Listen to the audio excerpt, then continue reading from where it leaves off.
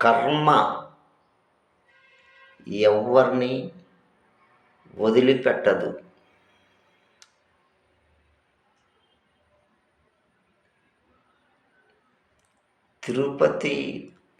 తిరుమల తిరుపతి దేవస్థానం మీద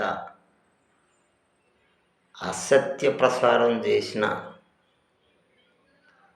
ప్రతి ఒక్కరిని శ్రీ శ్రీ శ్రీ దేవదేవుడు వెంకటేశ్వర స్వామి